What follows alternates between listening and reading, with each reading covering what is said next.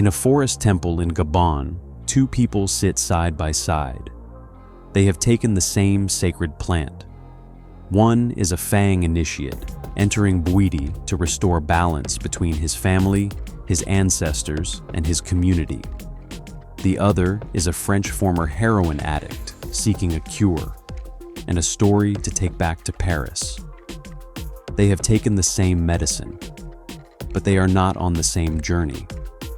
This is the story of Bwiti, and why the West fundamentally misunderstands it. Bwiti is a spiritual tradition practiced by forest peoples of Central Africa, especially among the Fang and the Mitsogo of Gabon.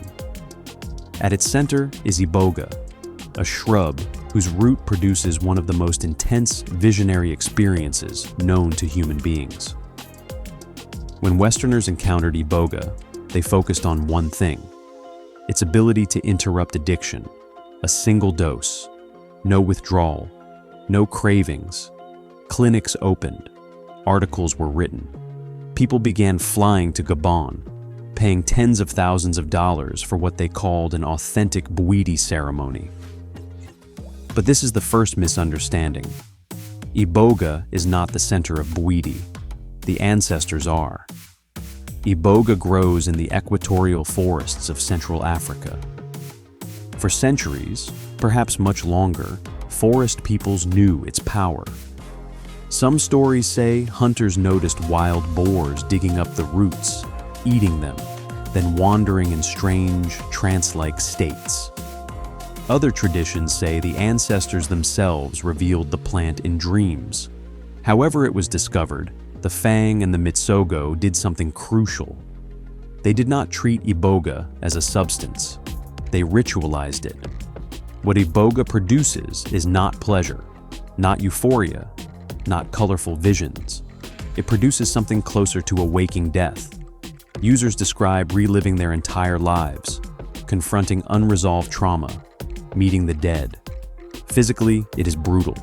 Nausea, vomiting, tremors, complete loss of motor control.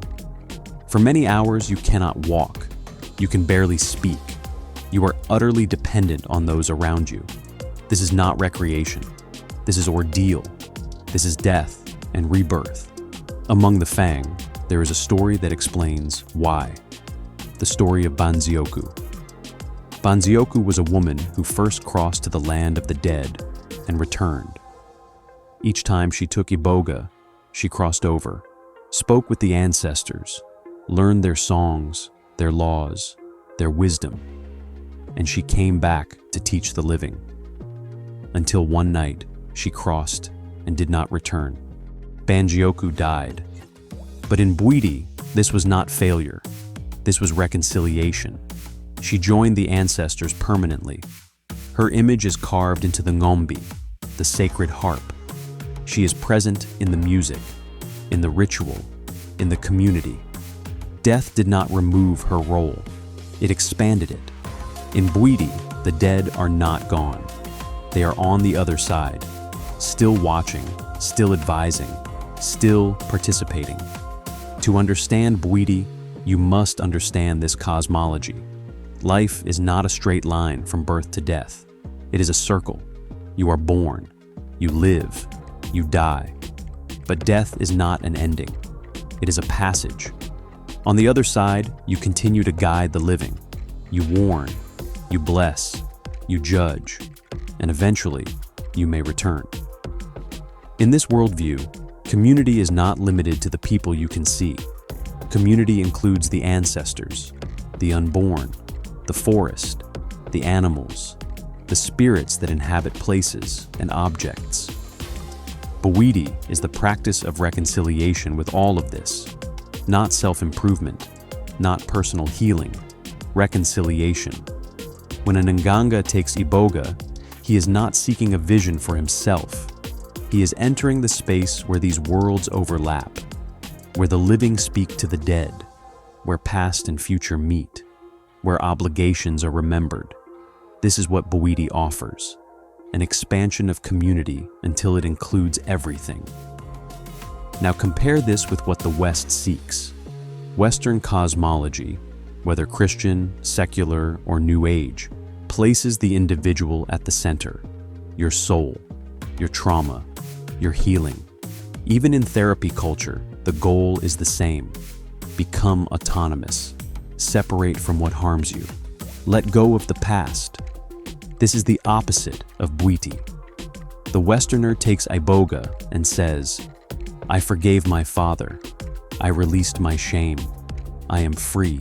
Fang initiate takes iboga and says, I saw my grandfather. He reminded me of my obligations. He told me what the family needs. One seeks liberation from community. The other seeks reconciliation with community. One sees healing as separation.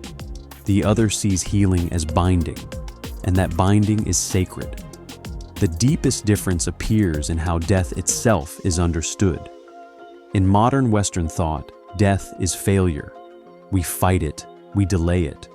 We call it losing the battle. We avoid even saying the word. In Bwiti, death is reconciliation. It is the completion of the circle. You do not disappear.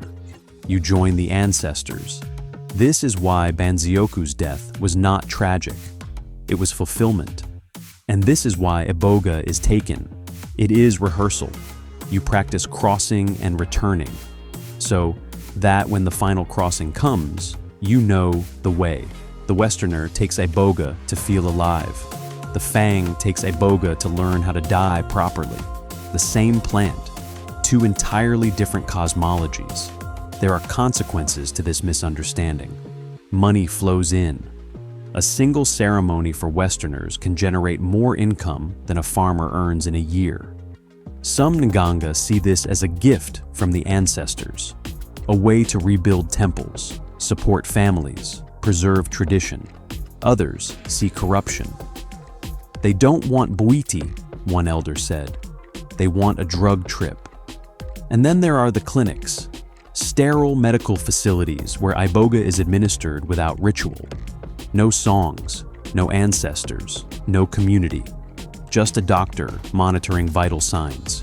Neurologically, it works, sometimes. Ibogaine interrupts withdrawal, resets dopamine pathways. But this is not Bwiti.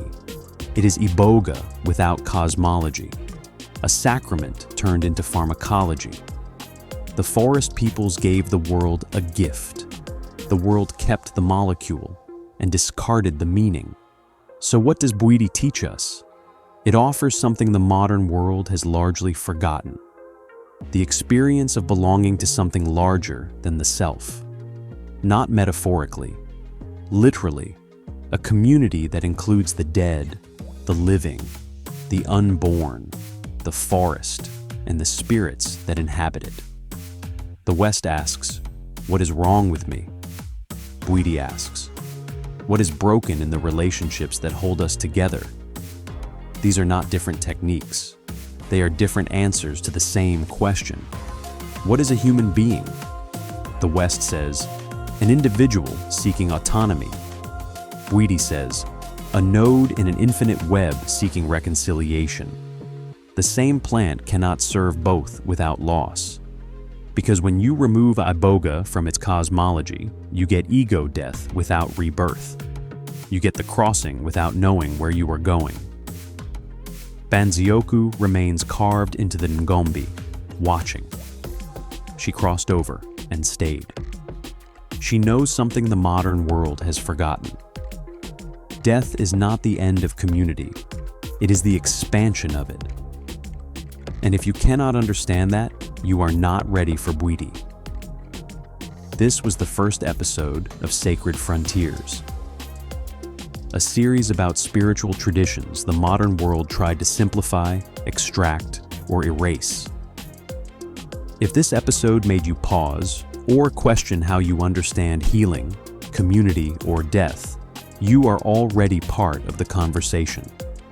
You'll find the sources and further readings in the description. If you believe this kind of work matters, leave a comment. And if you know someone who might need to hear this, share it with them. Thank you for being here.